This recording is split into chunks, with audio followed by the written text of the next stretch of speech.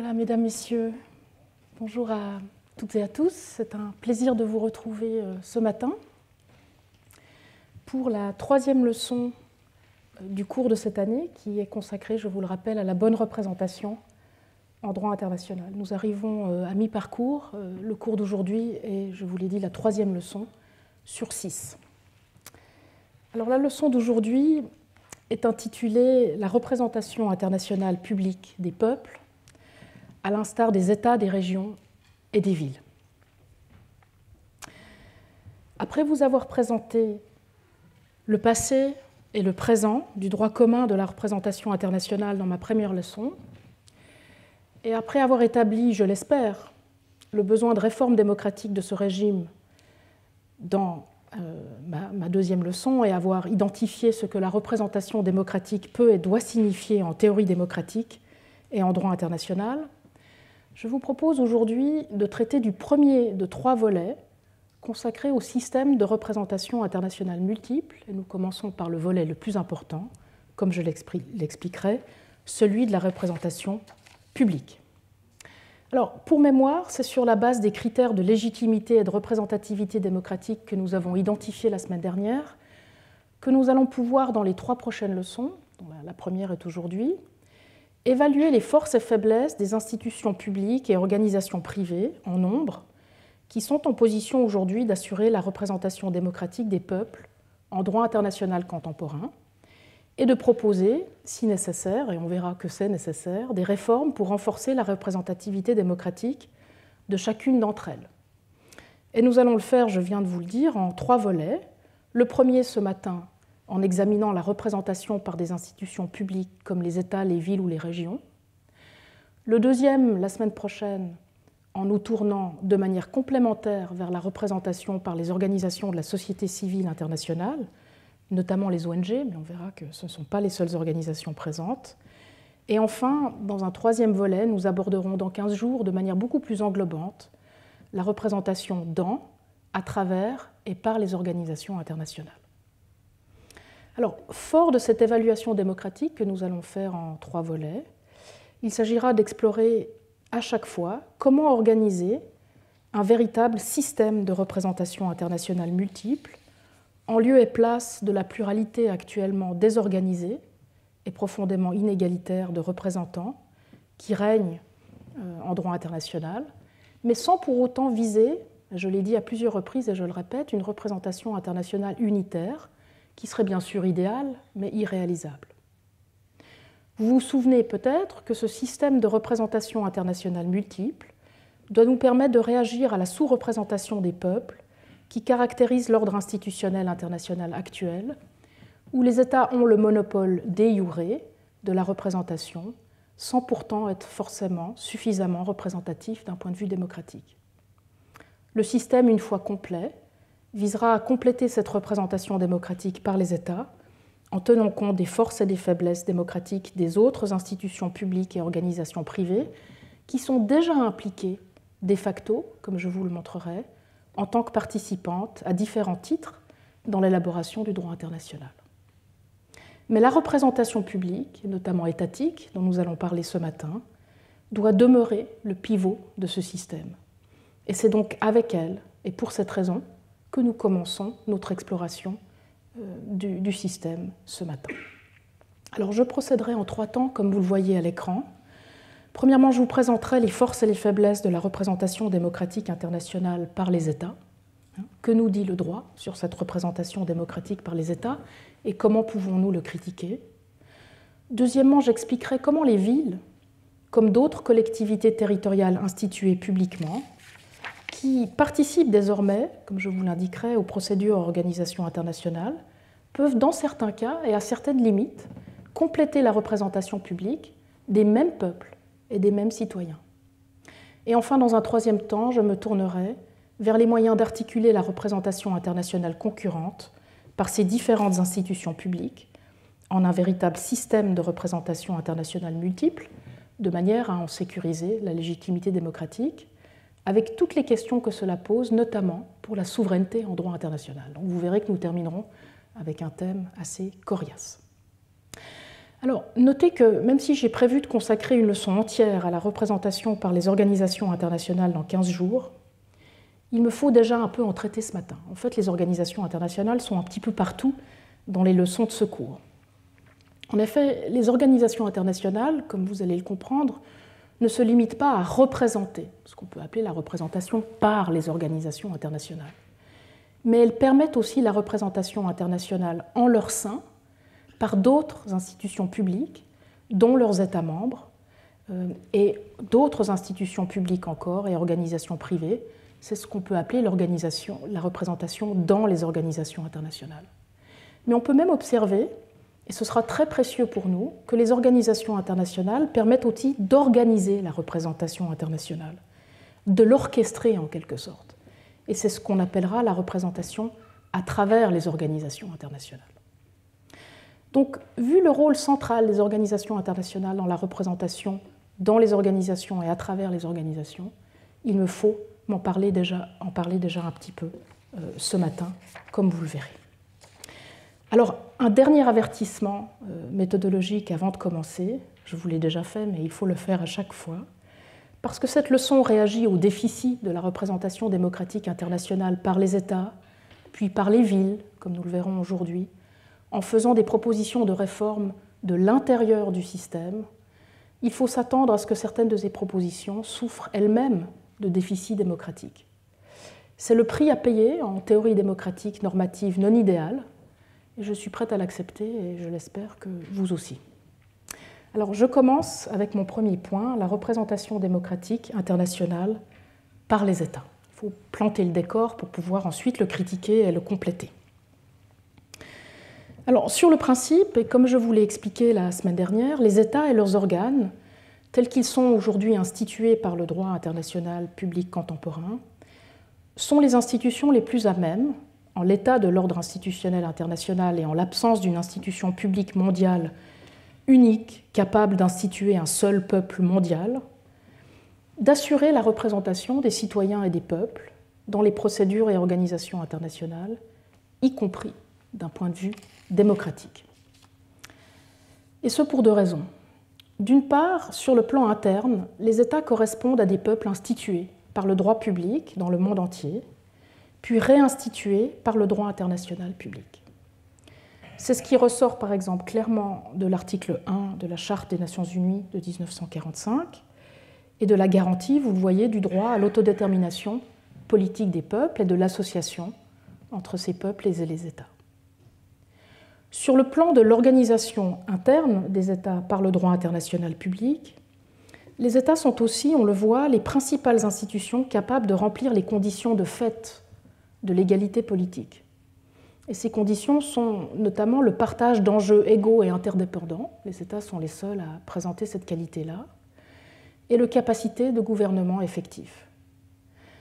Ces deux préconditions de l'égalité politique sont d'ailleurs des exigences minimales que pose le droit international de l'État à chaque nouvel État, en demandant un lien de solidarité effectif entre les ressortissants de cet État à des fins d'acquisition de la nationalité et un gouvernement effectif comme condition objective de la qualité d'État. Vous voyez que le droit international de l'État pose lui-même les conditions qui seront des préconditions nécessaires de l'égalité politique. Sans parler bien sûr du contrôle effectif que les États exercent sur leur territoire et doivent exercer sur leur territoire en vertu du droit international, et donc de la capacité de protection des droits de l'homme, dont les États sont d'ailleurs les débiteurs principaux en droit international des droits de l'homme. Donc les droits internationaux des droits de l'homme lui-même posent comme condition aux États d'assurer ce contrôle effectif qui sera une condition du respect des droits de l'homme. Donc on voit que le droit international, sur le plan interne, fait des États les institutions, en principe, les mieux à même d'assurer un régime démocratique.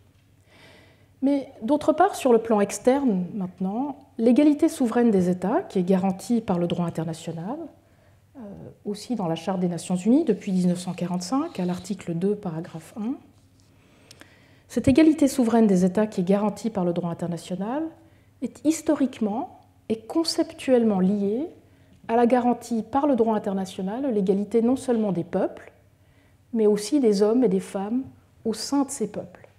Et donc vous retrouvez par exemple dans le préambule de la Charte des Nations Unies ce lien conceptuel, qui est un lien en fait historique, et conceptuelle entre l'égalité entre hommes et femmes et l'égalité entre peuples. On voit donc ce lien entre l'égalité des États et l'égalité politique, l'un des critères de légitimité démocratique que j'ai identifié la semaine dernière. Alors certes, vous me direz, l'égalité des personnes et des États n'est pas totalement transitive. Et le fait de traiter les États de manière égale peut ne pas conduire à traiter toutes les personnes au sein de ces États de manière égale. Il n'en demeure pas moins que la garantie de l'égalité des États en droit international fait de la représentation par des États égaux la meilleure approximation de la représentation égalitaire de leur peuple et citoyens. Donc ça, c'est pour une évaluation de principe. Maintenant, dans cette section, je vous propose de mettre cette évaluation générale et de principe à l'épreuve de la pratique du droit international de la représentation démocratique des États, avant de discuter de manière ciblée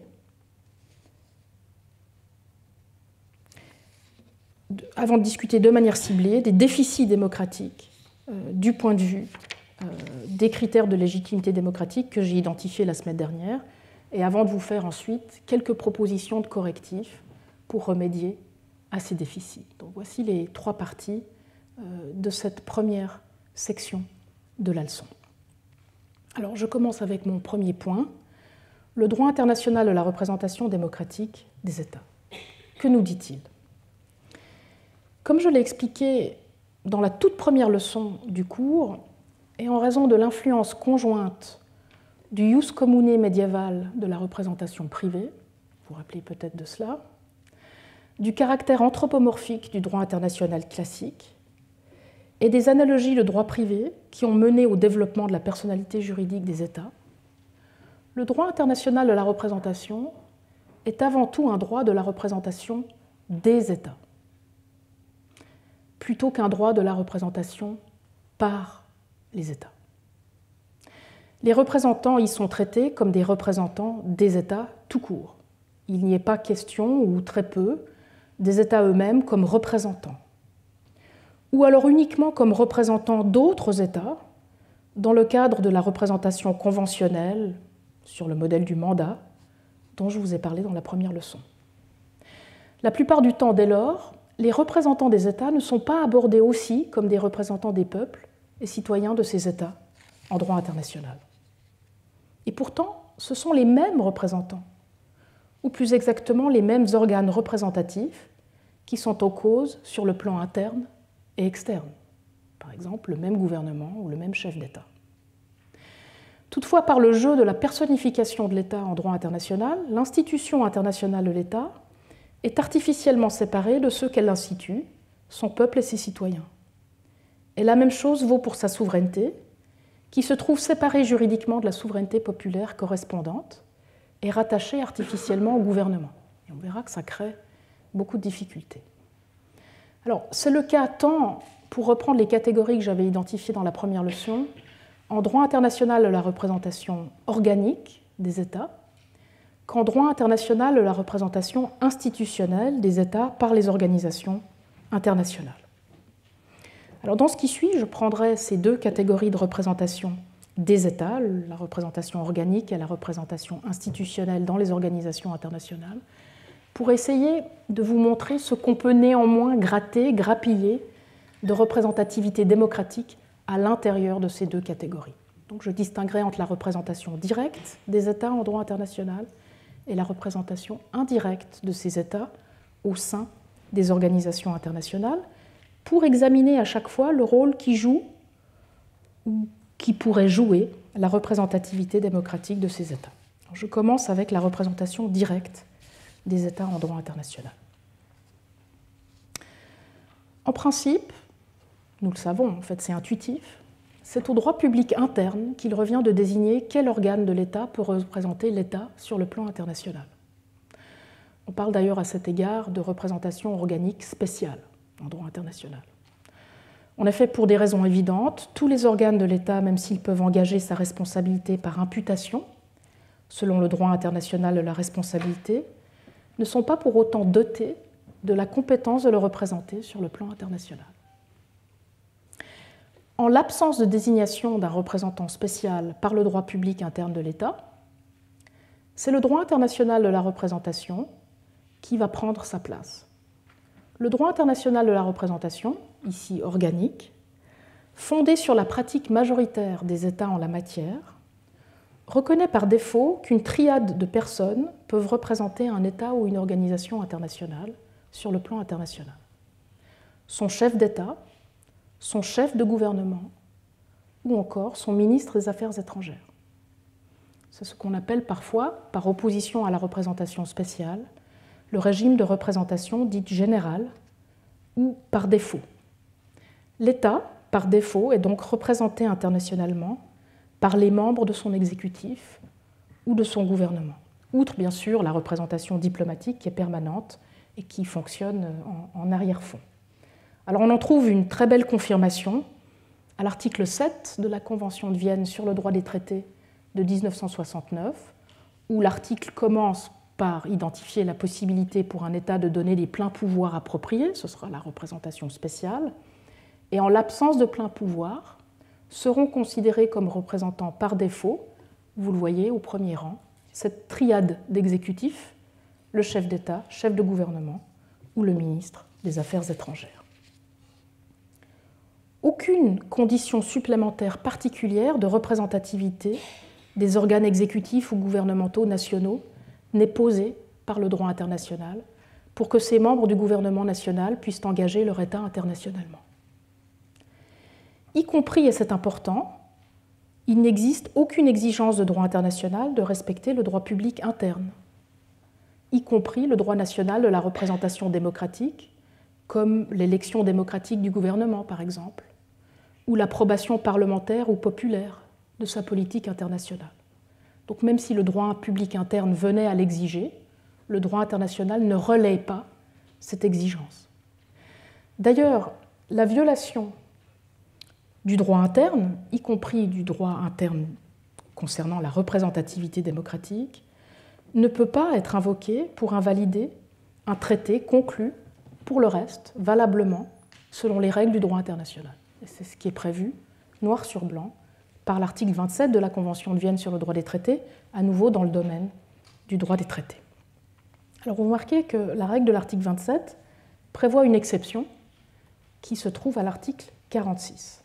Voilà le texte de l'article 46 de la Convention de Vienne sur le droit des traités. Cette disposition, a priori, devrait permettre de remédier à la lacune que je viens d'identifier. C'est le cas, l'hypothèse dans laquelle le droit public interne violé serait un droit public interne d'importance fondamentale, comme le droit public interne de l'organisation démocratique. Donc on voit que l'article 46 est là pour permettre de pallier ce type de violation et est là pour permettre, à deux conditions très strictes, de conclure à l'invocabilité exceptionnelle d'une violation du droit interne pour invalider un traité international qui serait pourtant adopté par consentement d'un membre de la triade gouvernementale d'un État. Et quand on lit cet article, on est très heureux puisqu'on remarque que l'une de ces deux conditions est que la règle de droit interne concernée soit une règle d'importance fondamentale. Alors quoi de plus important que la représentativité démocratique en droit constitutionnel? À première vue, ce type de règle paraît donc comprendre le droit national de la représentation démocratique, ne serait-ce qu'en vertu, comme je l'ai expliqué la semaine dernière, de la répétition de la norme démocratique en droit international. Et donc ne serait-ce qu'en vertu de l'exigence internationale de représentativité démocratique du droit national et international qui dédouble le droit constitutionnel national lorsqu'il existe. Malheureusement, pourtant, il n'en est rien. Saisie de cette question dans l'affaire Somalie contre Kenya, et dans son arrêt de 2017 dans cette affaire, la Cour internationale de justice a jugé que le refus d'approbation d'un traité par le Parlement somalien ne pouvait pas être invoqué pour mettre en cause la validité de ce traité, parce que le Premier ministre somalien avait confirmé la validité du traité à plusieurs reprises ensuite. Alors certains auteurs vont nous parler d'agnosticisme. Ils nous disent ce n'est qu'une question finalement d'agnosticisme du droit international à l'égard de la représentativité démocratique. Mais c'est bien plus que cela en fait. La posture du droit international est tout sauf neutre. Elle favorise la représentation des États par l'exécutif. Même si cette norme internationale est à l'origine issue de la pratique majoritaire des États en matière de représentation organique internationale, évidemment, avant l'avènement de la démocratie et des régimes démocratiques, évidemment que c'est de cette manière-là qu'on se représentait.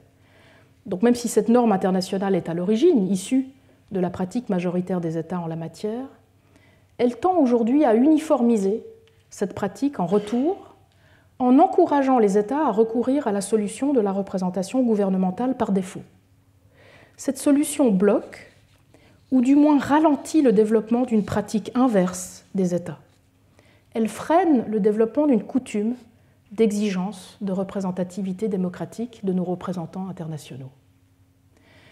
Quant à l'argument de sécurité juridique, qui est le deuxième argument que l'on nous sert régulièrement, quant à l'argument de sécurité juridique en matière de conclusion des traités internationaux, il est peu convaincant tant il serait aisé de modifier la norme de représentativité organique par défaut, celle de l'article 7 que je vous ai montré tout à l'heure, en y ajoutant tout simplement une exigence électorale, voire une exigence d'approbation soit parlementaire, soit populaire. Dans tous les cas, et comme discuté dans la leçon de la semaine dernière, le droit international de la démocratie, y compris par le biais des garanties des droits de l'homme correspondantes, que je vous ai présentées in extenso dans la deuxième leçon, ce droit international de la démocratie pose des limites à cette représentation internationale exécutive par défaut, en posant une exigence internationale de représentativité démocratique. Et on le sait depuis la création des Nations Unies, et donc la mise en place de ce régime international de droits de l'homme, mais surtout, je vous l'ai dit la semaine dernière avec toutes sortes d'exemples, depuis la fin de la guerre froide. C'est ce qui s'est progressivement imposé, par exemple, dans deux cas de figure. D'abord dans le cadre de la reconnaissance des nouveaux gouvernements. On a pu l'observer, par exemple, en marge du printemps arabe, où on voit que cette reconnaissance est conditionnée par la représentativité démocratique des gouvernements à reconnaître. Un deuxième cas de figure, c'est l'accréditation des nouveaux représentants gouvernementaux au sein des organisations internationales, et notamment au sein des Nations Unies, comme on a pu le voir avec le refus d'accréditation du nouveau gouvernement sud-africain par l'Assemblée générale des Nations Unies au moment de l'apartheid en 1972. Alors, malheureusement, cette dimension démocratique de l'exigence de représentativité des représentants internationaux des États, je l'ai déjà dit la dernière fois, elle demeure contestée et la pratique très inégale. Et une manière de consolider cette pratique qui vient du haut, donc cette pratique qui commence à exiger la représentativité démocratique des États et des représentants des États depuis le haut, depuis le droit international, une manière de la consolider, ce serait de la consolider par le bas, comme je l'ai dit dans la dernière leçon, en ayant recours cette fois-ci au droit comparé des relations extérieures des États. Ce droit comparé, il existe, il commence à être consolidé par toutes sortes de collègues qui travaillent sur ce droit comparé des relations extérieures et qui compilent et qui comparent la manière dont le droit public des États organise la représentation extérieure de ces États. On pourrait avoir recours à ce droit comparé des relations extérieures pour en tirer, je l'ai dit la dernière fois, un droit commun, public commun, de la représentativité démocratique des États dans les relations internationales. L'exigence de représentativité démocratique internationale de l'État ne viendrait plus seulement du haut, cette fois-ci, du droit international des droits de l'homme et de la démocratie, mais aussi du bas, de l'intérieur du droit commun des États. Alors ici, la réponse est positive. Certes, les premières études de droit comparé des relations extérieures confirment la position de domination des gouvernements en matière de relations extérieures, mais elles permettent aussi d'observer le renforcement du rôle des parlements nationaux, voire des scrutins populaires sur les traités internationaux, au moment de la conclusion du traité, mais aussi au moment de la sortie de ces traités. Et il s'agit d'une réaction au monopole de la représentation internationale de l'exécutif national et d'une réaction à l'accroissement des compétences internes de l'exécutif ces dernières années, du fait de l'internationalisation progressive du droit. Et tout cela confirme une exigence grandissante de parallélisme démocratique entre les procédures internes démocratiques d'adoption du droit et les procédures externes d'adoption de ce droit qui devraient être, d'après les législateurs et les constituants nationaux, tout aussi démocratiques. Alors certes, la plupart de ces études proposent des comparaisons du droit des relations extérieures pour l'instant des États du Nord et de l'Ouest. Des études comparatives plus complètes sont donc attendues. Il en existe déjà, chaque année de nouvelles publications apparaissent. Mais il nous faudra des études comparatives absolument complètes, capables de couvrir toutes les pratiques de droit public national du monde pour pouvoir consolider un droit commun des relations extérieures sur cette base.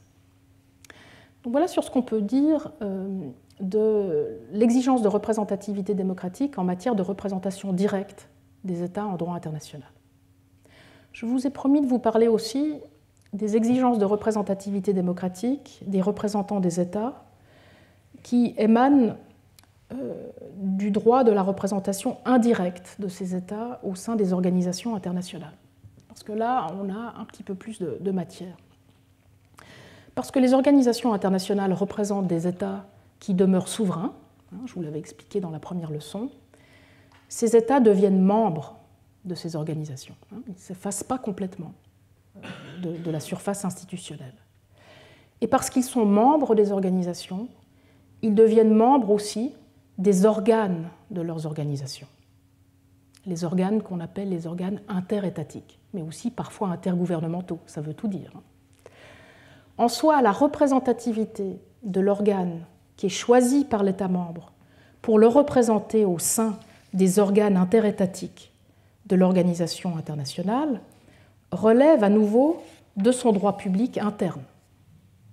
En pratique, ce sera par exemple des diplomates ou des membres du gouvernement ou de l'administration des États qui seront choisis quand ce ne sont pas des agents privés ou des experts scientifiques, bien sûr. Mais en général, aucune exigence de représentativité démocratique de ces organes chargés de la représentation des États membres au sein des organes interétatiques des organisations internationales n'est posée. Et vous pouvez comparer ici ce qui vaut pour les États, les représentants des États, à l'article 3 de la Constitution de l'OIT de 1919. C'est un article que je vous ai déjà présenté la semaine dernière. Pour rappel, la Constitution de l'OIT prévoit une représentation multipartite, tripartite, représentant des États, représentant des travailleurs et représentant des employeurs. Et on voit au paragraphe 5 que les représentants des organisations professionnelles auront à être choisis par les organisations professionnelles les plus représentatives. Donc là, il y a une condition de représentativité interne à l'organisation professionnelle. Tandis que pour la représentativité des représentants des gouvernements, il n'est pas du tout question de représentativité particulière. Donc vous voyez déjà la différence de traitement. Il arrive toutefois, fort heureusement, c'est pour ça que je vous en parle ce matin, que le droit de certaines organisations internationales pose une exigence de représentation de ce qu'on appelle alors très pudiquement, et de manière à bien les séparer, les sujets de droit interne de ces États par leurs représentants au sein des organisations internationales. Et c'est le cas notamment des conditions posées à la qualité d'État membre de certaines organisations internationales, et deuxièmement, en matière d'organisation interne des organes de l'organisation internationale. Je vais prendre ces deux cas de figure maintenant à tour de rôle. Alors, le premier cas de figure, c'est le cas dans lequel le droit d'une organisation internationale fait de la représentativité démocratique une exigence juridique de la qualité d'État membre de cette organisation. Et c'est le cas de la plupart des organisations internationales régionales, comme l'Union européenne, le Conseil de l'Europe, l'Organisation des États américains, ou de l'Union africaine. Mais on peut aussi parfois l'observer aux Nations unies, même si, je vous l'avais dit la dernière fois, l'exigence démocratique n'apparaît pas comme telle dans la charte. Cette exigence de représentativité démocratique des organes qui représentent les États au sein des organes interétatiques de l'organisation va se traduire notamment dans les conditions d'admission, de suspension ou d'exclusion des États membres. Et ici, il faut mentionner par exemple exemple vraiment célèbre que je vous avais déjà mentionné une fois, la non-admission aux Nations Unies de l'Espagne sous Franco entre 1945 et 1955, ou la suspension de l'Afrique du Sud de l'Organisation météorologique mondiale en 1975. L'exigence de représentativité démocratique des organes qui représentent les États au sein des organes interétatiques des organisations va aussi se retrouver beaucoup plus régulièrement dans les conditions d'accréditation des représentants gouvernementaux des États au sein des organes interétatiques des organisations en question. Et ici, je mentionnerai les attentes toujours plus élevées et toujours plus controversées qui existent aujourd'hui à l'égard de l'Assemblée générale des Nations unies et de ce qu'on appelle son comité d'accréditation. Ce comité d'accréditation s'est longtemps caché derrière des critères techniques au moment de l'accréditation de nouveaux représentants gouvernementaux, comme par exemple l'effectivité gouvernementale. Mais on a vu tout récemment dans le débat qui entourait l'accréditation des représentants du gouvernement des talibans en Afghanistan ou de la junte militaire au Myanmar que ces critères techniques de représentativité de ces représentants gouvernementaux ne plaisaient plus ou ne l'emportaient plus. Et ce type de débat vise à faire écho au refus d'accréditation par l'Assemblée générale du gouvernement d'apartheid de l'Afrique du Sud en 1972, qui n'était pas du tout justifié par des critères techniques, mais bien par des critères démocratiques. Comme en matière de représentation directe par les États toutefois, la pratique de l'exigence de représentativité démocratique des représentants gouvernements des États au sein des organisations internationales est inégale. Et Alison Duxbury a identifié deux causes de résistance, deux causes qui expliquent que cette pratique ait de la peine vraiment à s'installer. Premièrement, la quête de l'universalité des organisations, et dès lors la volonté d'inclure le plus grand nombre d'États membres possible, malgré la qualité de leur régime. Et deuxièmement, le fonctionnalisme, qui caractérise les organisations internationales, et dès lors la contradiction entre certaines exigences de représentativité fonctionnelle, par exemple la puissance financière, la puissance économique ou la puissance militaire, si on pense à certaines organisations internationales, ou l'expertise technique, et celle de la représentativité démocratique. Et donc, à faire le choix entre les deux, souvent les organisations vont choisir les critères de représentativité fonctionnelle plutôt que des critères de représentativité démocratique. Alors ces tensions, elles vont au cœur de notre sujet, puisqu'elles soulèvent la question très controversée de la nature véritablement politique des organisations internationales. Et c'est pour ça que j'y consacrerai toute une leçon dans 15 jours. Alors, deuxième contexte en droit des organisations internationales dans lequel on va trouver une exigence de représentativité démocratique de la représentation des États au sein des organes interétatiques des organisations, c'est le contexte beaucoup plus organisationnel ou structurel de la composition des organes de l'organisation. Ici, on va retrouver l'exigence de représentativité démocratique des représentants gouvernementaux au sein de ces organes sous la forme habituellement d'une exigence de représentativité démographique. C'est le cas par exemple de la correction du nombre de représentants de chaque État au sein des organes interétatiques d'une organisation en fonction de la taille de leur population. Vous êtes familier de cela, on va multiplier le nombre de représentants pour représenter démographiquement, en tout cas, la taille de la population. Ou alors on va introduire des proportions démographiques dans le nombre de votes à disposition de chaque État ou dans le calcul des majorités. Un autre exemple, c'est celui de l'exigence de représentativité par nationalité ou par région, par exemple par le biais de l'attribution d'un nombre de représentants précis par État en fonction de groupes régionaux, ce qui apporte un peu de représentativité démocratique. Certaines organisations plus rares, habituellement régionales, vont encore plus loin dans cette organisation de la représentativité démocratique des organes interétatiques. Par exemple, le Conseil de l'Europe dispose d'un organe parlementaire dans lequel siègent des délégations de parlementaires élus sur le plan national, représentation parlementaire qui va compléter la représentation gouvernementale des mêmes États au sein d'autres organes interétatiques de ces organisations. Et on peut encore mentionner les assemblées de pouvoirs locaux ou régionaux dans lequel vont siéger des délégués élus par les collectivités territoriales infranationales de manière à assurer d'autant plus la représentativité démocratique au sein de ces organes interétatiques. Voilà ce que je pouvais vous dire sur le droit international de la représentation démocratique des États et la manière dont, au tournant d'une disposition ou d'une pratique, on peut parfois remarquer que cette représentation démocratique des États doit être doublée d'une représentativité démocratique par ces États. J'en viens maintenant aux déficits. Ils sont peut-être déjà dans votre esprit en m'écoutant. On commence toujours par ce qui est rose et ensuite on va vers ce qui est un peu plus sombre dans ce cours. Alors, les déficits démocratiques de la représentation internationale par les États.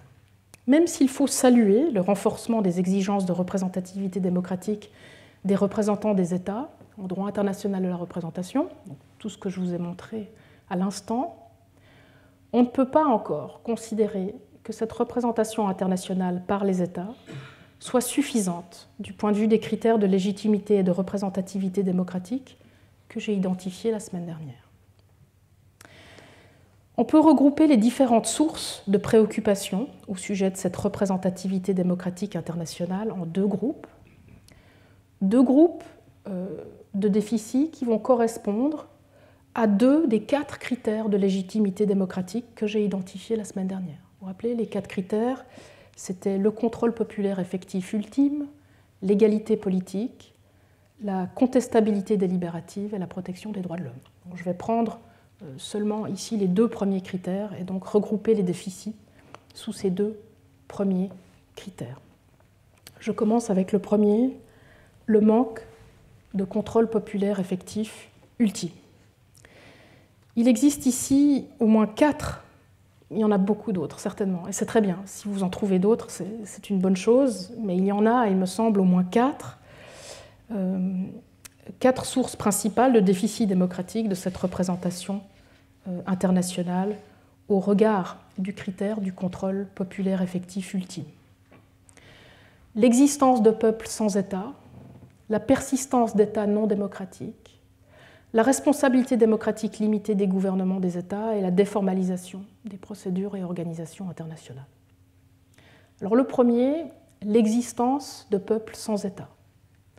On le sait, dans le monde, de nombreux peuples, qui vont des peuples autochtones aux peuples nomades, même s'ils relèvent d'un État sur le territoire duquel ils se trouvent, parfois ou en tout temps, ne sont pas en mesure de contrôler effectivement les représentants de ces États et ne sont donc pas représentés démocratiquement par les représentations internationaux de ces États. Quant à leurs propres représentants démocratiques, ils ne sont pas toujours en mesure de participer aux procédures et organisations internationales qui, pour la plupart, ne sont ouvertes, je l'ai dit tout à l'heure, qu'aux représentants des États. Deuxième déficit, la persistance d'États non démocratiques. C'est une évidence, mais vous avez ici la dernière version de l'index de démocratie 2022, qui est un index qui est établi par une organisation privée, mais qui est assez bien fait et qui utilise des critères démocratiques encore plus faibles que ceux que j'ai choisis pour ce cours. Et vous voyez que sur cette carte, le problème est tout à fait apparent, puisqu'actuellement, au moins la moitié des États du monde ne sont pas démocratiques selon des critères de démocratie encore plus modestes que les miens. Et il s'ensuit dès lors que les représentants ne peuvent pas être contrôlés effectivement par leur population. Troisième déficit, la responsabilité démocratique limitée des gouvernements des États. Même dans un État démocratique, l'élection du gouvernement, et on le sait très bien en France, ne permet pas bien en pratique de l'autoriser et de lui faire rendre des comptes réguliers sur des objets internationaux. Objets qui font d'ailleurs rarement partie des agendas des partis politiques et des campagnes électorales, y compris présidentielles, en France. Par ailleurs, tous ces gouvernements, même élus, même s'ils sont élus sur un programme international, ce qui n'est pas le cas, santé, ne sont pas toujours tenus en droit interne d'obtenir l'approbation de leur Parlement ou de leur population par référendum avant de négocier ou de ratifier un traité international, ou de participer à l'une ou l'autre organisation internationale, ou du moins ne respectent que partiellement cette obligation.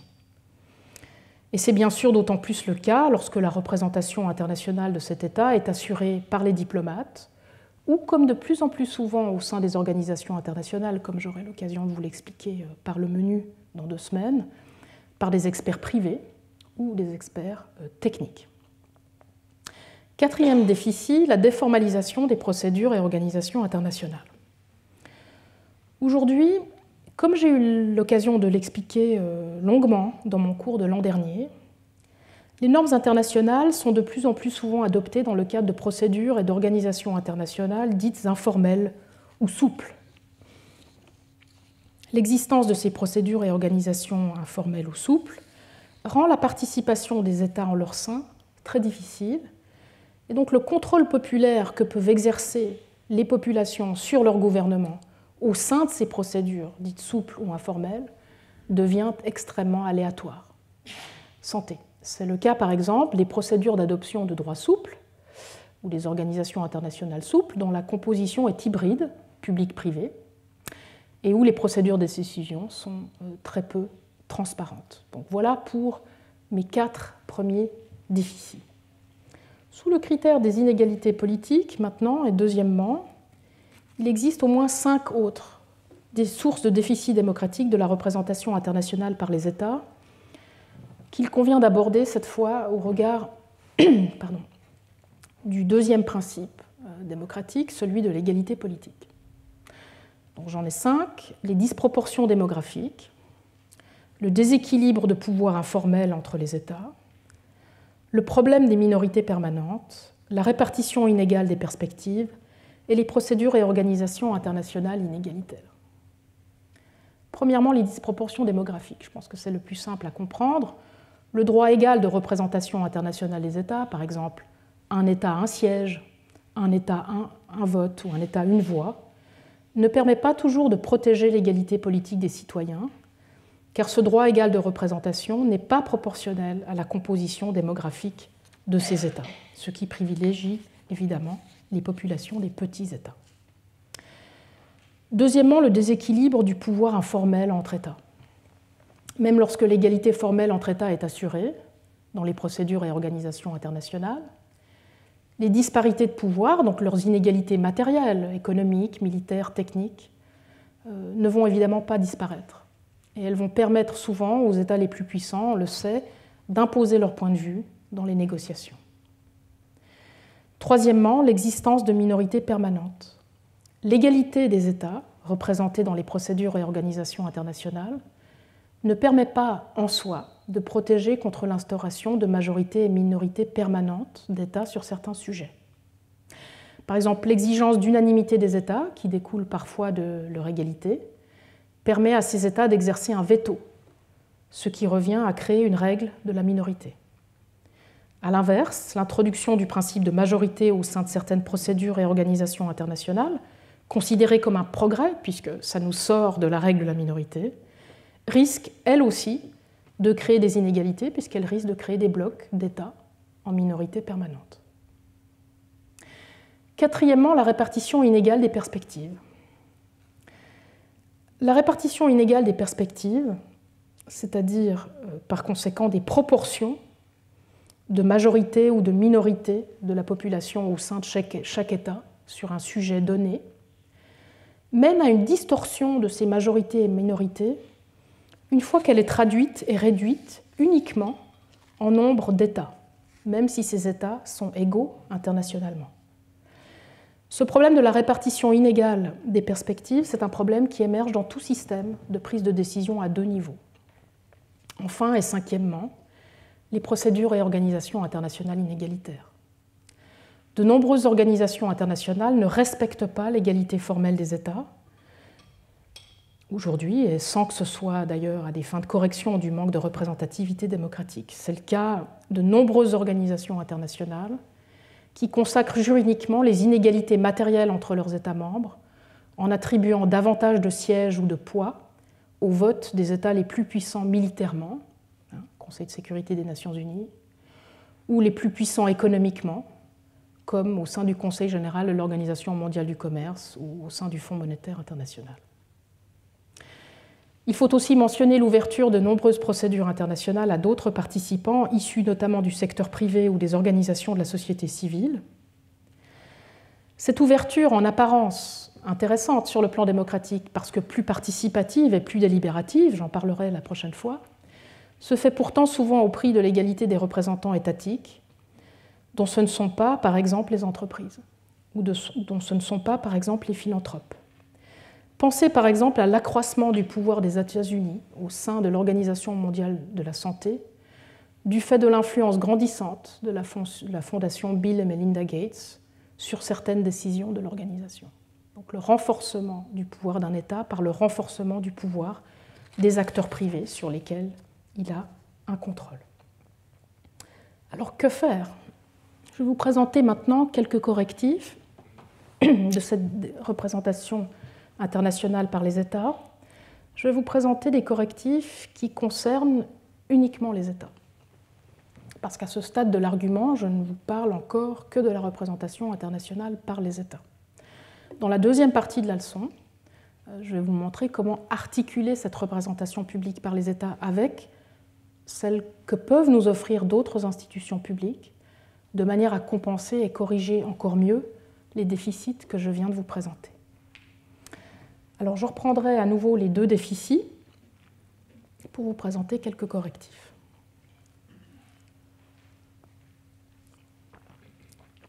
Les deux premiers déficits, celui de la représentation des peuples sans État et celui de la représentation des peuples par des États qui ne sont pas démocratiques, peuvent trouver une réponse dans l'implication d'autres institutions publiques et d'autres organisations privées à même d'assurer une représentation internationale complémentaire.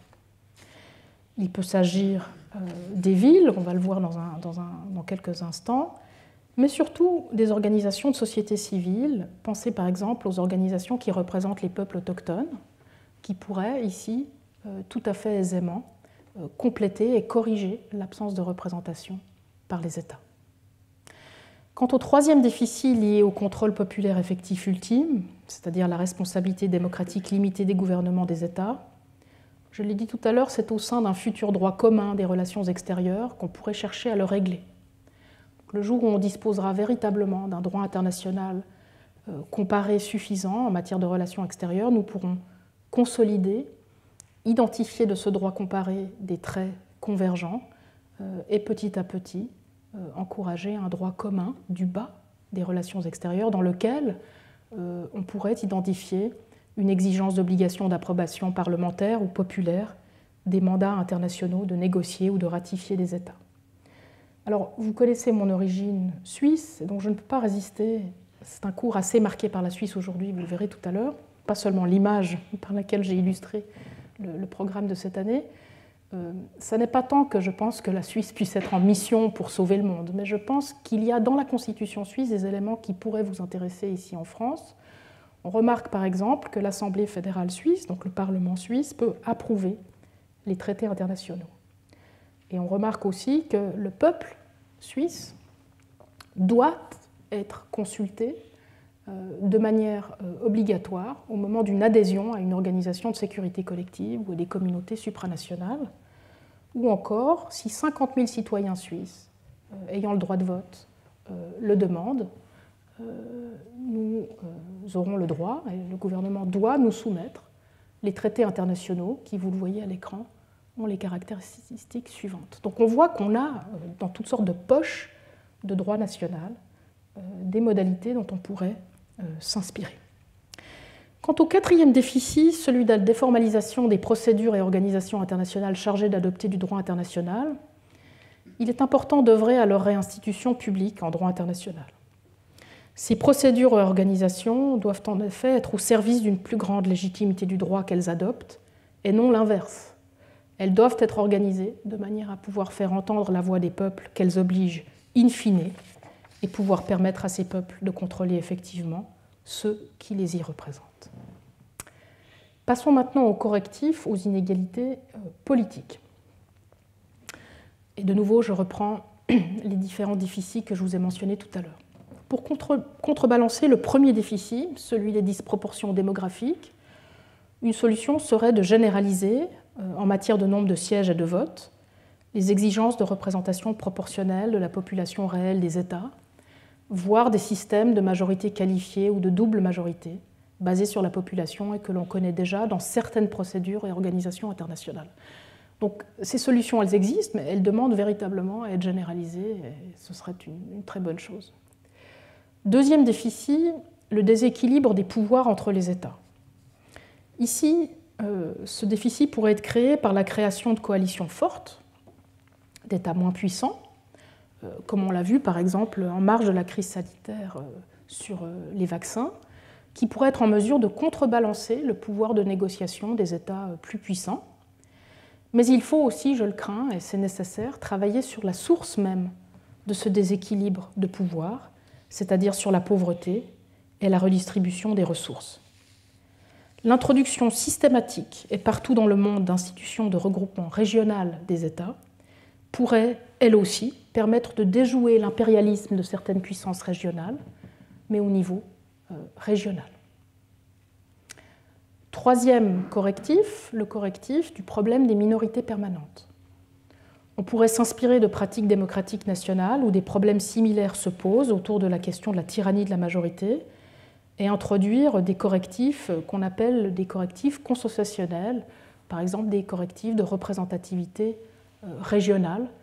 C'est quelque chose que certaines organisations font déjà, mais qui mériterait d'être généralisé parce que ça a l'avantage de pouvoir contrecarrer et déséquilibrer les majorités et minorités permanentes. Quant à la distribution inégale des perspectives, quatrièmement, le rôle des organisations régionales ou universelles, à même de consolider une perspective unique sur une question en particulier, pourrait permettre de représenter plus adéquatement la diversité des proportions de perspectives nationales sur ces questions et de corriger le biais inhérent au filtre des majorités étatiques, sans pourtant, bien sûr, le contourner entièrement. Et le cinquième et dernier déficit en matière d'égalité politique, celui des inégalités instituées, exige évidemment la réinstitution égalitaire et publique des organisations internationales. J'en ai déjà beaucoup parlé l'an dernier. Il implique de travailler à la systématicité des procédures concernées par la participation d'acteurs multiples pour éviter la dilution de l'égalité dans la pluralité radicale des participants. J'ai déjà eu l'occasion de le dire, mais il faut le répéter, la pluralité ne fait pas toujours bon ménage avec l'égalité. Et ceci me donne la parfaite transition vers le point suivant.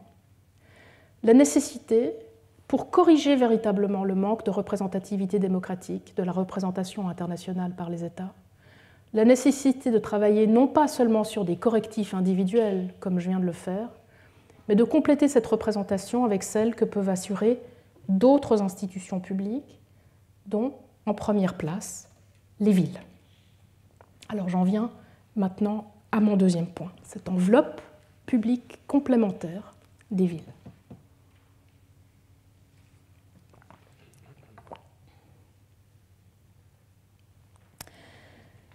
Les maires et autres organes exécutifs des villes, du moins ceux qui sont démocratiquement élus, sont souvent considérés comme les représentants de leur peuple et de leurs citoyens au sein de ces villes. Vous vous sentez certainement représenté, si vous votez et élisez à Paris, par votre maire. Certains de ces représentants jouent d'ailleurs depuis longtemps un rôle international. En droit interne, y compris dans les systèmes fédéraux, ce rôle de représentation internationale est généralement conçu comme étant hiérarchiquement subordonné à celui des représentants étatiques, ces derniers étant considérés comme les représentants exclusifs du peuple souverain. Aujourd'hui, toutefois, les villes semblent fonctionner selon un modèle extrêmement différent. De nombreux maires se positionnent comme des représentants privilégiés, voire parfois indépendants, de leurs citoyens sur la scène internationale. Pensez par exemple aux villes américaines sous le gouvernement Trump. Elles le font notamment, mais pas uniquement, lorsque leur agenda international entre en conflit avec l'agenda international du gouvernement de leur État. Ça va être sur des questions comme le climat, la pauvreté, la migration, la protection des femmes et d'autres minorités. C'est le cas dans les relations entre villes c'est le cas dans les relations entre villes et organisations internationales, et c'est même parfois le cas dans les relations entre villes et États étrangers. Je vais vous donner 3 exemples, un de chaque. Le premier exemple des relations entre villes est celui des réseaux transnationaux de villes. Un réseau transnational qui est très célèbre, c'est le réseau C40 sur le climat, qui affilie 96 villes, 96, vous m'excusez, 96 villes affiliées qui représentent une personne sur 12 dans le monde. De nombreux autres réseaux de villes ont vu le jour entre-temps, comme par exemple le Conseil des maires pour la migration ou le Programme des villes en matière de santé. Ces réseaux développent leur propre type de droit interville, ce n'est pas du droit international, d'après le droit international, mais ça imite et ça ressemble beaucoup au droit international. Un deuxième exemple, c'est celui de la négociation par la ville de Rio de Janeiro d'un accord de prêt directement avec la Banque mondiale en 2010. Par le biais de ce qui peut être considéré comme un traité international entre une organisation et une ville, Rio s'est engagé directement, sans le consentement du Brésil, à lancer des investissements dans les infrastructures. Enfin, il convient de mentionner comme 3e exemple la participation de nombreuses villes aux procédures internationales dites de régulation. C'est le cas par exemple en ce qui concerne la régulation de la gouvernance urbaine depuis 2016, par le biais du réseau mondial des villes plus sûres, dont le sillage est à l'instigation d'un objectif de développement durable, l'objectif de développement durable numéro 11, que vous voyez ici à l'écran, de manière extrêmement infantilisante. Ces objectifs sont toujours représentés de cette manière totalement étrange, mais vous le voilà, faire en sorte que les villes et les établissements humains soient ouverts à tous, sûrs et résilients et durables. Et donc à l'instigation de cet objectif, vous allez avoir une participation des villes à cette régulation urbaine. Alors, s'il y a de bonnes raisons de saluer cette évolution en termes de légitimité démocratique du droit international, et je vous montrerai qu'il en existe, les conditions de cette participation internationale des villes doivent être soigneusement examinées. Outre le contournement complet ou partiel des États en tant que représentants qu'elles entraînent parfois, d'autres préoccupations démocratiques sont nées de l'application internationale croissante des villes. Il s'agit notamment de préoccupations relatives à la représentation politique des populations non urbaines, rurales, mais aussi de la représentativité démocratique des villes elles-mêmes, qui n'est pas toujours ce qu'elle devrait être. Alors, il existe une littérature abondante aujourd'hui qui décrive comment les villes sont devenues des institutions importantes dans l'élaboration du droit international. Mais curieusement, je vous mets au défi, la question normative de la légitimité de la participation de ces villes aux organisations internationales est rarement abordée en tant que telle. Tout ce qu'on va retrouver, et j'en ai déjà parlé, c'est cette idée très peu sophistiquée, mais très répandue, selon laquelle plus il y a de participation, plus il y a de sujets dans la salle, et plus il y a de sujets autres que les États, alors mieux ce sera pour l'inclusion de toutes les parties prenantes. Ça, c'est vraiment ce qu'on entend tout le temps. Mais c'est vraiment pas très sophistiqué, et surtout, ça n'arrive pas vraiment à atteindre la question de la légitimité démocratique. Alors dans cette section, je vous propose de vous parler de cette légitimité démocratique de la représentation par les villes en 2 parties. Je vous présenterai d'abord les forces comparatives des villes, la manière dont elles peuvent effectivement compléter la représentation internationale par les États et la corriger en partie. Et puis deuxièmement, je vous présenterai malheureusement le revers de la médaille et l'aspect peut-être un petit peu plus sombre de cette participation internationale des villes. Alors, pour des raisons de temps, j'ai décidé de vous parler des villes ce matin et non pas d'autres collectivités territoriales instituées publiquement, comme les régions, les cantons, ou les lenders, ou les peuples autochtones. Mais tout ce que je vais vous dire s'applique, mutatis mutandis, à ces autres collectivités territoriales. Vous allez le voir. Je ne pourrais pas non plus traiter du rôle des représentations des institutions régionales qui regroupent plusieurs États dans une même région, et j'en traiterai dans la 5e leçon consacrée aux organisations internationales. Alors, je commence avec mon premier point, les forces comparatives des villes en matière de représentation démocratique internationale. Il y a au moins 2 raisons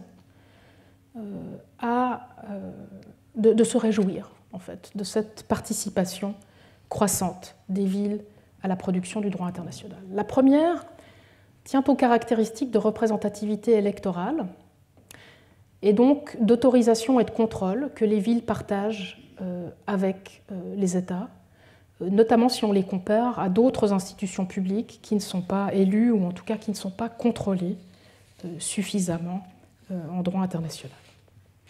Alors, dans les régimes démocratiques, en effet, les maires des villes et plus généralement les gouvernements des villes sont en général périodiquement élus. Vous le voyez bien dans vos villes à vous. Périodiquement élus, directement ou indirectement, par leurs citoyens, après avoir fait campagne sur un programme. Et cela confère dès lors aux villes une représentativité particulièrement forte parce qu'elle est élective et puis ensuite réactive. Donc on retrouve ces critères de contrôle, d'autorisation et de contrôle dont je vous avais parlé la semaine dernière. La deuxième raison de saluer la participation croissante des villes du point de vue de la légitimité démocratique internationale réside dans leur force démocratique particulière par rapport aux États. Les villes exercent une forme de gouvernement local et elles peuvent de ce fait être considérées comme ayant un lien particulier, plus intime, plus proche avec leurs citoyens que les États. Leur proximité avec ces citoyens explique à son tour pourquoi elles sont en général plus susceptibles d'être contrôlées par eux, plus égalitaires et plus ouvertes à la contestation délibérative que les États. En fait, cette force démocratique comparative des villes leur permet de corriger ou du moins de compenser certains des déficits démocratiques qui affectent actuellement les États dans l'élaboration du droit international et dont je vous ai parlé tout à l'heure. Je prendrai mes deux déficits et je vais vous montrer comment les villes peuvent permettre de les corriger. En ce qui concerne l'exigence démocratique d'un contrôle populaire effectif ultime, premièrement, il existe, je l'ai dit, plusieurs sources de déficit démocratique pour les États. Et ces sources de déficit peuvent être partiellement comblées si l'on inclut les villes aux côtés des États dans les processus d'élaboration du droit international. D'une part, en effet, le fait que le régime d'un État soit non démocratique n'exclut pas du tout que ses citoyens puissent exercer un contrôle plus effectif, y compris par le biais d'élections, sur leurs gouvernements locaux, en particulier les gouvernements des villes, que sur leur gouvernement national. Je vais prendre ici l'exemple de la Chine. Nous avons des études chinoises qui nous montrent que, alors qu'en Chine, les citoyens chinois, on le sait, ont une très faible capacité de contrôle sur leur gouvernement national, eh bien, ces études montrent qu'ils peuvent exercer un plus grand degré de contrôle, limité bien sûr, imparfait, sur les maires de certaines de leurs villes. D'autre part, il est probable que dès que les citoyens d'une ville prennent conscience des enjeux des activités internationales de leur gouvernement local, ils sont en mesure de les contrôler plus rapidement qu'ils ne seraient à même de le faire sur le plan national ou régional. En fait, en raison des thématiques beaucoup plus limitées sur lesquelles les villes ont compétence internationale, les élections locales ont tendance à rendre ces questions plus visibles que les élections nationales. Les villes sont également plus à même de repousser tout exercice indu du pouvoir sur leur agenda international. Je pense ici par exemple à la capacité des villes d'attirer l'attention du public sur d'éventuelles campagnes de lobbying qui seraient menées par des entreprises ou des acteurs privés. Un bon exemple de cela est la pression qu'a su exercer la ville de Paris pour mener à bien son agenda environnemental, beaucoup plus activement que le gouvernement français, et a contribué ainsi à faire conclure en 2015 un accord international lors de la COP 21. En ce qui concerne l'exigence démocratique d'égalité politique maintenant, le deuxième déficit. Là encore, l'inclusion des villes, en tant que représentants dans l'élaboration du droit international, peut aider à résoudre certains de ces déficits. Tout d'abord, les villes peuvent contribuer à donner davantage de poids aux citoyens des États moins peuplés, plus pauvres, plus faibles ou plus marginalisés. Comme nous le savons en effet, il existe aujourd'hui une forte concentration de personnes qui vivent dans des villes. En outre, et contrairement à ce que l'on pourrait supposer, la plupart des plus grandes villes du monde sont situées dans des États qui ne figurent pas parmi les plus puissants du monde. Ainsi, un système international qui inclut également les villes en tant que représentants internationaux en plus des États respectera vraisemblablement mieux l'égalité politique entre les peuples qu'un système dans lequel seuls les États participent en tant que représentants de ces peuples. Et je prendrai ici un dernier exemple, celui du Brésil. Si le Brésil est en position de faiblesse dans certaines de ses négociations internationales, par exemple lors d'un sommet international sur le climat, le fait que les maires de Sao Paulo, Rio ou Brasilia aient également leur mot à dire peut renforcer le pouvoir du gouvernement brésilien dans ces négociations. En retour, cela contribuera à représenter les intérêts non seulement de la population de ces trois villes, mais aussi ceux de la population brésilienne en général dans l'élaboration du droit international. Vous voyez que du point de vue des forces comparatives, elles sont assez claires et parlantes. Maintenant, du point de vue des faiblesses comparatives, parce qu'il y en a aussi. Les villes souffrent d'abord des mêmes déficits démocratiques que les États, et elles ont malheureusement d'autres déficits démocratiques qui les affectent, dont il faut que je vous parle ici. Et je reprends à nouveau mes deux critères, contrôle populaire effectif ultime et égalité politique. En ce qui concerne le premier, le principe du contrôle populaire effectif ultime, comme les États, toutes les villes ne sont pas démocratiques. Leurs organes, exécutifs ou législatifs, ne peuvent donc pas toujours être contrôlés par leurs citoyens. Mais les villes souffrent aussi de leur propre déficit en termes de contrôle populaire effectif ultime. Ainsi, bien que cela varie d'un État à l'autre, on peut affirmer que compte tenu des compétences ou pouvoirs limités des villes en matière de politique extérieure, le contrôle populaire sur l'agenda international de leurs autorités pourrait en fait être plus difficile à assurer que sur celui des États. Par ailleurs, les villes ont souvent déjà délégué des pouvoirs réglementaires plus importants à des agences administratives que ne l'ont fait les États, voire ont souvent succombé plus vite à la privatisation de leurs services publics, dans une plus large mesure encore que les États, d'ailleurs souvent sous l'injonction des organisations internationales. Et qui dit décentralisation, privatisation, eh bien, dit limitation sur le contrôle populaire effectif, sur l'agenda international de ces agences et acteurs. En ce qui concerne le principe d'égalité politique, deuxièmement, les villes, comme les États, vont souffrir des inégalités politiques qui découlent de déséquilibres de pouvoir informels entre elles. Comparer Paris à Brasilia, le déséquilibre de pouvoir est certainement parlant. Il faut aussi signaler le problème des disproportions démographiques, puisque certaines villes représentent des populations beaucoup plus importantes que d'autres. Mais il existe aussi des inégalités politiques qui ne concernent que les villes, et auxquelles il faut penser tout particulièrement. Ainsi, contrairement aux États, les villes ne sont pas reconnues comme des souverains égaux par le droit international. Et ne bénéficient pas à ce titre de droits de participation égaux à l'élaboration du droit international. Par conséquent, certaines villes prennent part à l'élaboration du droit international parce qu'elles en prennent l'initiative, parce qu'elles en ont les capacités, alors que d'autres ne le font pas ou n'y parviennent tout simplement pas. Même parmi celles qui participent, et en l'absence d'un droit international de la ville, leurs éléments constitutifs et leurs droits de participation ne sont pas égaux en vertu du droit international. Il n'y a pas de statut de droit international public des villes, contrairement à ce qui vaut pour les États. Et dans tous les cas, les villes ne peuvent pas représenter l'ensemble de la population mondiale, car elles ne sont pas les seuls territoires habités au sein des États. Même si les villes du monde entier se voyaient accorder des droits de participation égaux dans l'élaboration du droit international, les populations habitant les zones rurales ne pourraient pas être considérées comme également représentées. En effet, leurs concitoyens nationaux vivant dans des villes seraient surreprésentés. Contrairement d'ailleurs à ce qui est le cas dans un État fédéral où tous les citoyens sont représentés à tous les niveaux territoriaux ou fonctionnels fédérés et donc politiques.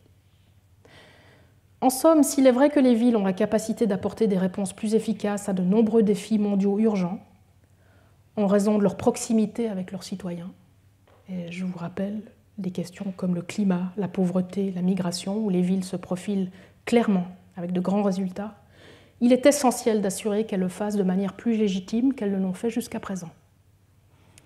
Et ceci m'amène à mon dernier point, l'intégration des villes dans un système de représentation démocratique internationale multiple, au sein duquel la représentation des villes pourra compléter celle des États pour une meilleure représentation par les États et les villes de leur peuple et de leurs citoyens.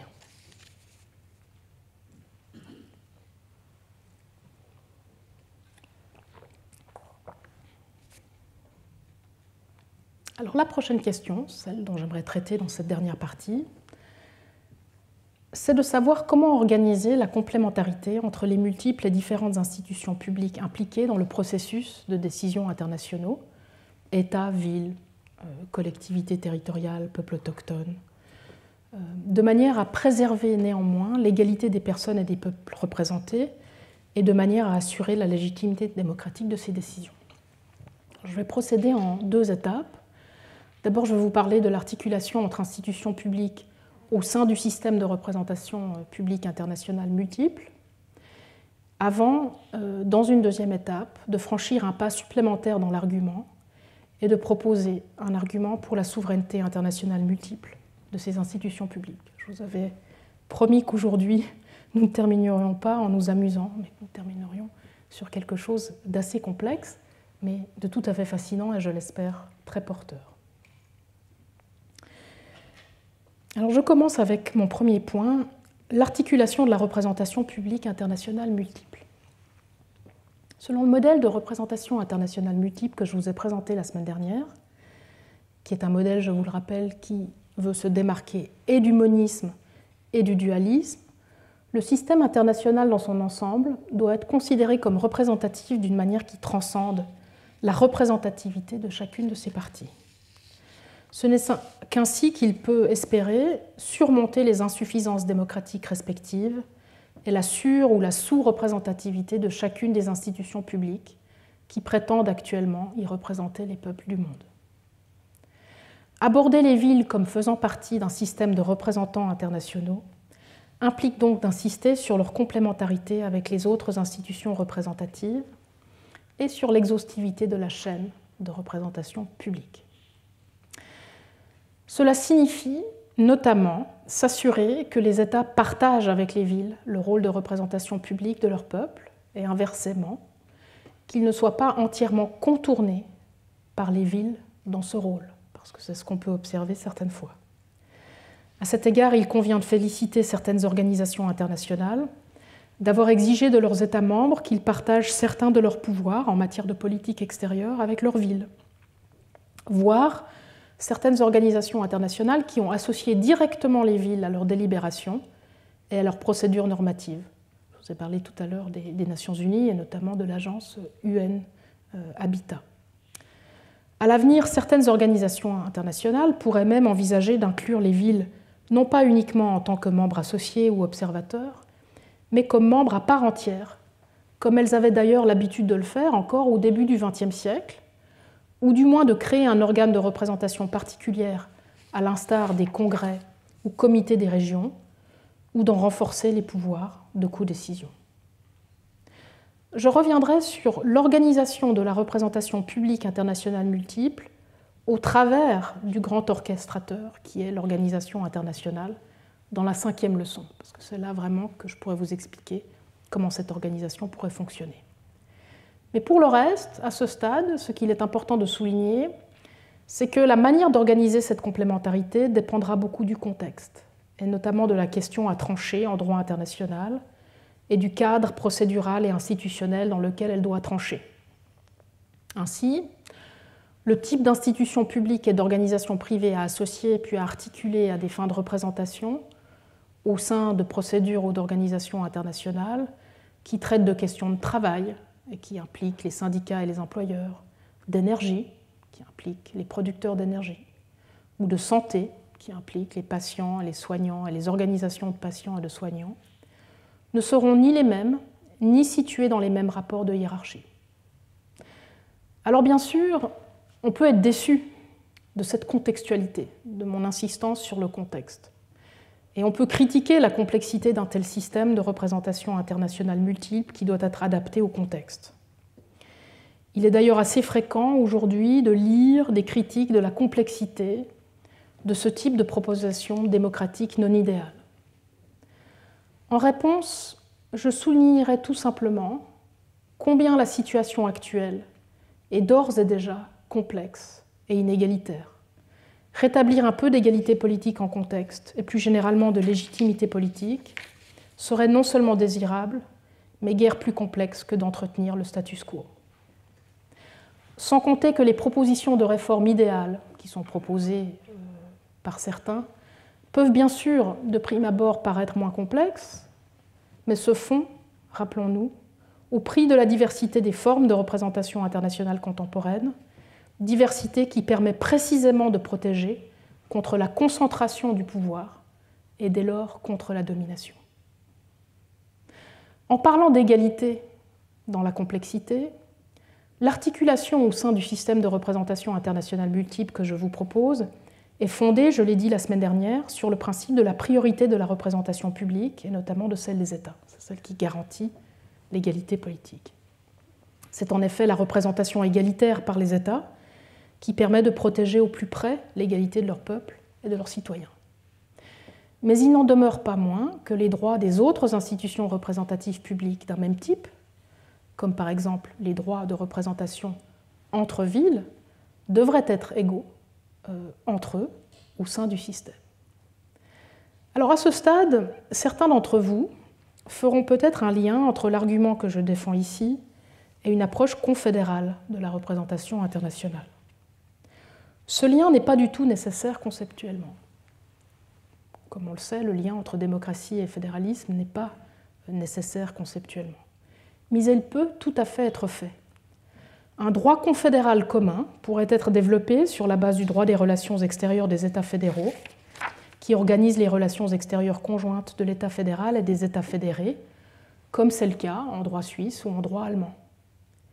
Et ce droit pourrait ensuite être consolidé en un droit international minimal des relations extérieures confédérales, à même de régir de manière commune la représentation internationale conjointe par des institutions multiples comme des États ou des villes.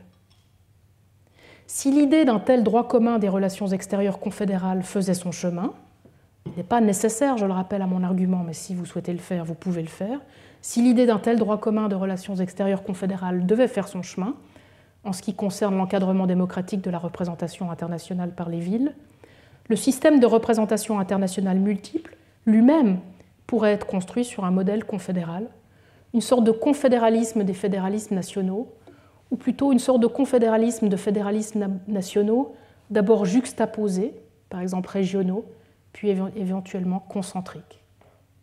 Olivier Beau a très bien démontré combien le modèle confédéral transposé aux relations internationales entre États permettrait de protéger l'égalité de ces États et de cultiver et de renforcer le régime démocratique interne à chacun de ces États, et vice-versa, dans un cercle vertueux qui rappelle la continuité normative entre représentation démocratique interne et internationale que je défends dans ce cours. La question des rapports fédéraux de représentation internationale entre États et villes ou autres collectivités territoriales, et plus généralement de leur égalité dans le système de représentation internationale multiple, soulève toutefois une autre question, une question que l'on ne peut pas éviter, celle de la souveraineté et de son partage éventuel. Et ce sera l'objet de la prochaine section que de vous en parler. Prochaine et dernière section. Le système de représentation démocratique internationale multiple, appliqué aux institutions publiques tel que je l'ai défendu dans cette leçon, suscitera certainement de la résistance. De votre part, peut-être, j'espère que non, mais certainement de la part des pluralistes radicaux qui pourraient rejeter son aspiration systémique et qui préfèrent poursuivre cette pluralité radicale de participants et de représentants, mais aussi d'autre part de la résistance des étatistes radicaux qui pourraient refuser d'accorder un quelconque rôle de représentation internationale aux institutions publiques non étatiques comme les villes.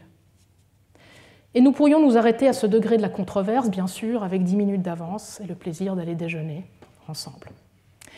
Mais si nous souhaitons renforcer la légitimité démocratique du droit international, nous ne devrions pas nous arrêter là. Nous ne devrions pas seulement reconnaître qu'une multiplicité d'institutions publiques peut être autorisée à représenter les mêmes peuples et citoyens sur le plan international, il faudrait aussi considérer, et c'est l'argument supplémentaire que je vous propose maintenant, que les multiples institutions publiques qui instituent et réinstituent ces mêmes peuples en tant que peuples publics différents, et qui se chevauchent dès lors dans cette représentation internationale, sont toutes souveraines. Et pour cela, il nous faut revisiter la conception de la souveraineté qui est habituellement utilisée en droit international. Paradoxalement, une telle révision de la conception de la souveraineté qui est utilisée habituellement en droit international est susceptible d'entrer en contradiction avec certaines théories de la légitimité démocratique internationale. Certaines théories qui lient à tort, nous le verrons, la souveraineté populaire à la souveraineté exclusive de l'État. Donc elles vous diront, si vous liez souveraineté de l'État à la souveraineté populaire, comme le fait Madame Besson, eh bien vous ne pouvez qu'être en faveur de la souveraineté exclusive de l'État. Alors pour bien vous faire comprendre où se situe le désaccord, il faut que je commence par définir la souveraineté. Et je vais opter ici pour un sens très élémentaire qui va nous permettre d'écarter la plupart des objections. J'entendrai, comme en droit international par souveraineté, l'autorité politique suprême ou le pouvoir politique suprême d'une institution publique. À ce stade, il est utile d'introduire la distinction entre les dimensions internes et externes de la souveraineté des États. C'est une distinction qui vous est peut-être familière. En bref, la dimension interne de la souveraineté renvoie au fait et à la proposition que le pouvoir politique des États est ultime vis-à-vis des autres institutions internes qui opèrent à l'intérieur de leurs frontières, alors que la dimension externe de la souveraineté, par opposition, se réfère au fait et à la proposition que le pouvoir politique des États est ultime, non pas à l'interne cette fois-ci, mais vis-à-vis d'autres institutions opérant au sein de l'ordre international. Alors je ne conteste pas ici que l'égalité souveraine des États doive être protégée dans l'ordre international, y compris au sein des organisations internationales. Bien au contraire, rappelez-vous qu'au début de la leçon de ce matin, je vous ai rappelé pourquoi il est important du point de vue de l'égalité politique et donc de la légitimité démocratique internationale de garantir l'égalité souveraine des États. Ce que je conteste, c'est l'idée que les États devraient être reconnus comme les seules institutions souveraines dans l'ordre international. Les autres institutions publiques non étatiques devraient être également considérées au bénéfice d'une souveraineté certes partielle, pour ne pas être égale à celle des États, mais en tout cas égale entre elles. Et là encore, cette affirmation ne peut être pleinement comprise que si l'on distingue deux conceptions très différentes de la dimension interne de la souveraineté. La souveraineté classique et la souveraineté dispersée. La conception dite classique de la souveraineté, qui est celle qui était défendue par Bodin et Hobbes et plus tard par Rousseau ou Schmitt, est celle selon laquelle la souveraineté doit être comprise comme un pouvoir concentré, absolu et limité. L'idée d'un pouvoir concentré implique que l'institution souveraine soit un agent unique, individuel ou collectif, capable d'imposer sa volonté ultime aux autres, ou au moins dans ses limites territoriales. Le pouvoir absolu implique, lui, que l'institution souveraine a le droit de régner sur n'importe qui, sur son territoire, sans avoir à entrer en concurrence avec d'autres institutions. Et finalement, le pouvoir illimité signifie qu'une institution souveraine ne doit connaître aucune limite juridique ou politique, que ce soit d'un point de vue matériel ou formel, quant aux décisions qu'elle peut prendre. Cela signifie que dans la conception classique de la souveraineté, aucune autorité constituée ne peut être considérée comme souveraine. Son autorité découle de la Constitution et elle ne peut s'exercer qu'en dans les limites imposées par cette Constitution. Le souverain, dans la tradition classique de la souveraineté, ne peut être que le pouvoir constituant, l'autorité ayant le pouvoir ultime de changer la Constitution. Alors cette conception classique a été contestée dès ses origines par une autre tradition de la souveraineté dans la pensée politique, une tradition qui préexistait en fait à la conception classique, et qui est généralement associée aux origines républicaines du droit et des institutions, une conception qui remonte à Aristote et à Cicéron, qui est une conception qu'on peut désigner de dispersée de la souveraineté. Contrairement à la conception classique, la conception dispersée de la souveraineté considère que la souveraineté doit être considérée comme un pouvoir dispersé, relatif et limité. Dispersé parce qu'aucun agent unique, individuel ou collectif ne devrait pouvoir prétendre à l'autorité ultime. Relatif parce qu'aucune institution ne devrait pouvoir prétendre à un pouvoir absolu sur son territoire, et limitée parce que toutes ces autorités, y compris les pouvoirs constituants, ne peuvent pas gouverner sans limite. La plupart d'entre elles, en tant qu'institutions constituées, agiront dans les limites autorisées par la Constitution. Alors les systèmes fédéraux, dont certains reconnaissent d'ailleurs la souveraineté de leurs États fédérés, c'est le cas de la Constitution fédérale suisse, qui ose le terme souveraineté. Elle a été révisée en 1999, donc c'est une constitution très contemporaine. Et dans le cadre de cette constitution, on a maintenu la référence aux États fédérés, les cantons, comme à des États souverains.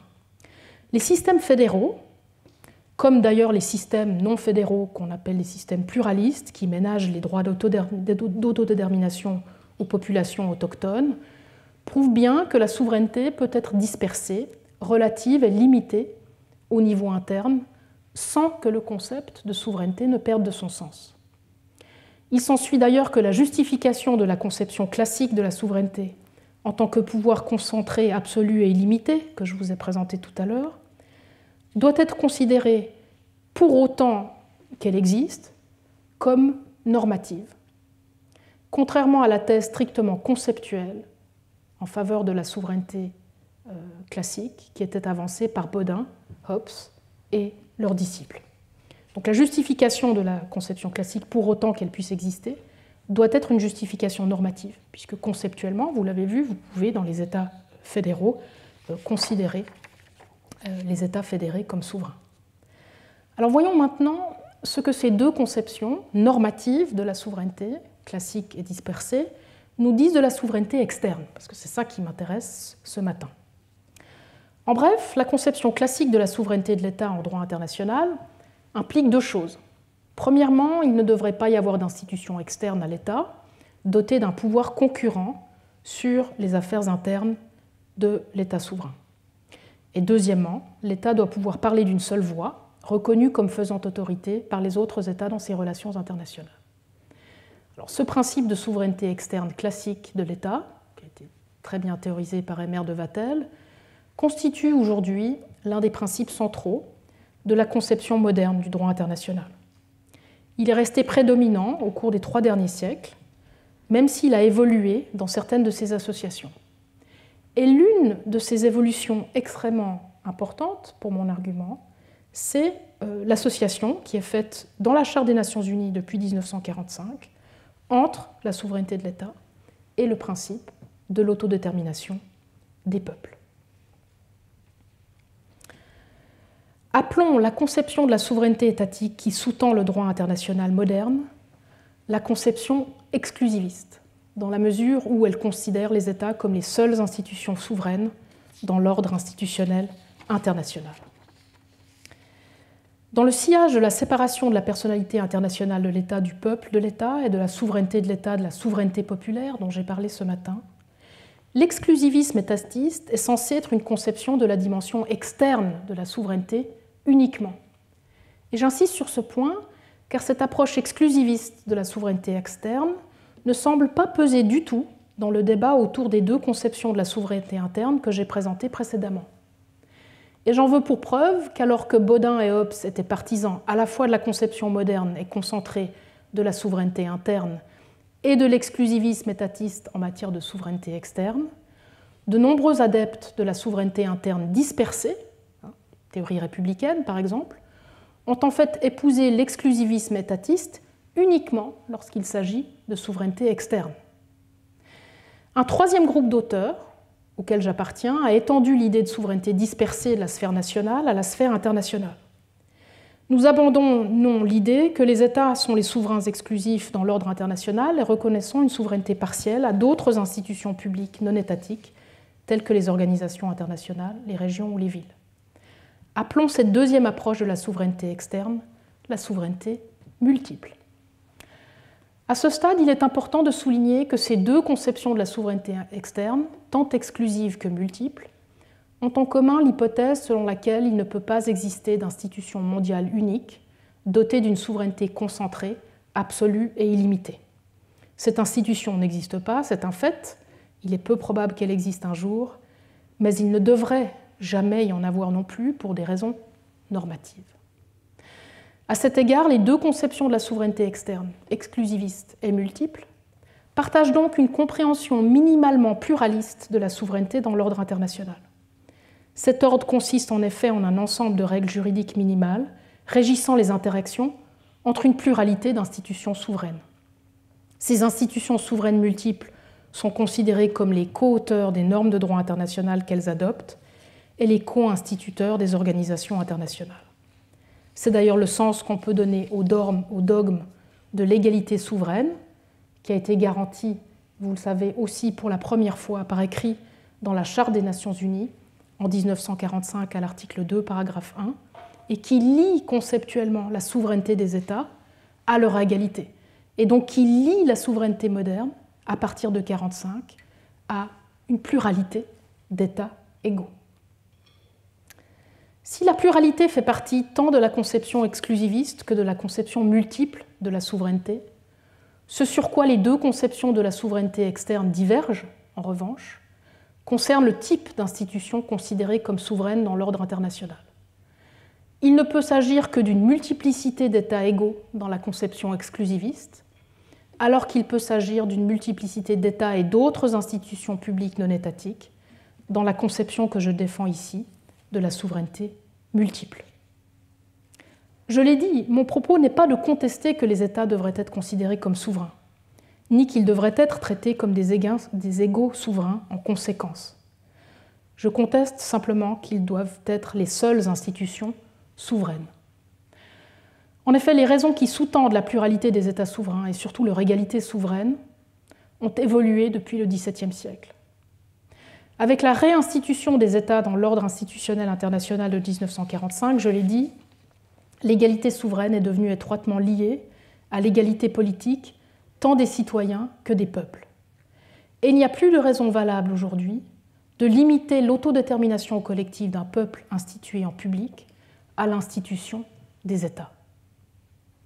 Alors certes, l'instauration d'un système de souveraineté multiple signifierait que les États ne jouiraient plus du privilège exclusif de l'autorité ultime en droit international. Mais actuellement, dans tous les cas, leur autorité est déjà limitée.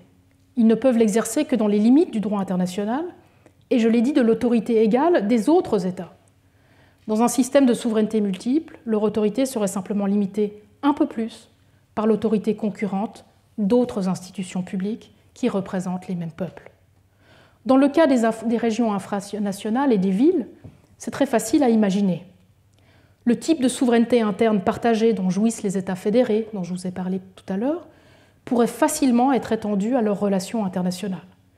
D'ailleurs, dans certains États fédéraux, comme la Suisse, certains États fédérés sont des villes et jouissent déjà de pouvoirs internationaux. Il est vrai que ce type de souveraineté interne partagée implique une répartition des pouvoirs externes qui est généralement organisée, de manière plus ou moins détaillée, par la constitution de ces États fédérés, et donc par le droit des États. Mais ces pouvoirs n'ont pas à dépendre de la constitution de l'État, ni même d'ailleurs à être nécessairement organisés sur un modèle fédéral, comme je l'ai expliqué tout à l'heure. En effet, même si dans un État donné, les collectivités territoriales, les régions ou les villes ne se voient pas attribuer de tels pouvoirs externes par leur État, ils les exercent déjà de plusieurs manières en pratique, représentant ainsi leur peuple dans de nombreuses procédures internationales, y compris des procédures organisées et autorisées par le droit des organisations internationales. Cela peut les amener, je l'ai dit, à adopter des décisions ou des accords internationaux qui contredisent la politique étrangère officielle du gouvernement de leur État. J'ai parlé des accords des villes américaines sous la présidence Trump. Certaines organisations internationales, je l'ai dit, invitent les villes et les régions à participer à leurs procédures, invitent ensuite les États à réviser leur droit public interne de manière à renforcer les pouvoirs de représentation internationale de ces villes et régions au sein des organisations internationales.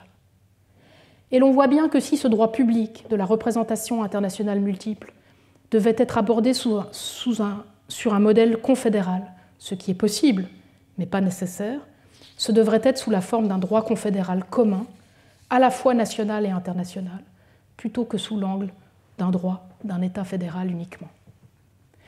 Alors en réponse à cet argument, les défenseurs de la conception étatiste exclusiviste de la souveraineté externe invoqueront certainement la valeur démocratique de l'autodétermination populaire, valeur qui est à son tour généralement considérée, je l'ai dit, comme intrinsèquement liée à l'idée de la souveraineté de l'État.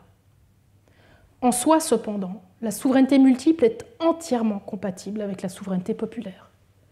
Les gouverneurs régionaux, les maires des villes, tous représentent des publics, les régions et les villes, qui réinstituent les mêmes peuples en droit et qui le font en vertu du droit de ces peuples à s'autodéterminer politiquement, y compris en vertu du droit international.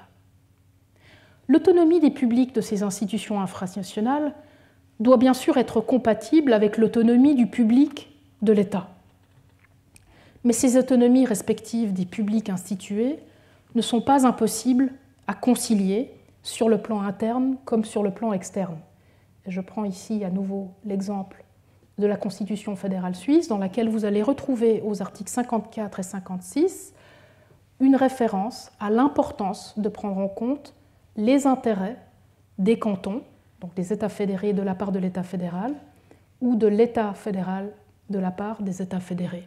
Donc ces obligations de respect mutuel des intérêts et de l'autonomie des publics distincts est tout à fait possible à organiser.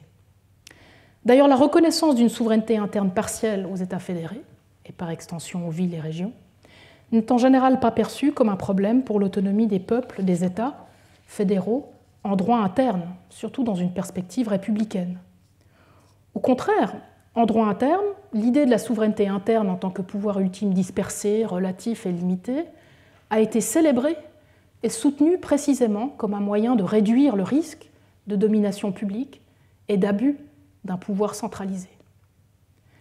Certes, multiplier le nombre d'institutions partiellement souveraines dans la sphère internationale peut rendre les procédures et organisations internationales un peu plus complexes à organiser et les exposer peut-être à des conflits et des accords potentiels supplémentaires. Toutefois, l'organisation égalitaire de la dispersion du pouvoir, y compris du pouvoir ultime, peut être cruciale pour éviter la domination publique et les abus de pouvoir dont l'ordre institutionnel actuel souffre déjà, précisément du fait de sa complexité, comme je vous l'ai montré ce matin. C'est après tout, pour revenir à ma première leçon et à l'illustration que j'ai choisie pour ce cours, c'était après tout déjà le pari des 13 cantons suisses, lors de la négociation du renouvellement de l'Alliance en 1663, 13 cantons qui se représentent dans toute leur multiplicité devant le roi de France. Avec le recul des siècles, bien leur en a pris. Et dans la prochaine et 4e leçon, je vous parlerai donc du 2e volet de la représentation internationale multiple, celui de la représentation internationale de la société civile, avec un accent particulier sur les organisations non gouvernementales. Je vous remercie de votre attention et je vous souhaite une très belle fin de semaine et un bon appétit. Merci.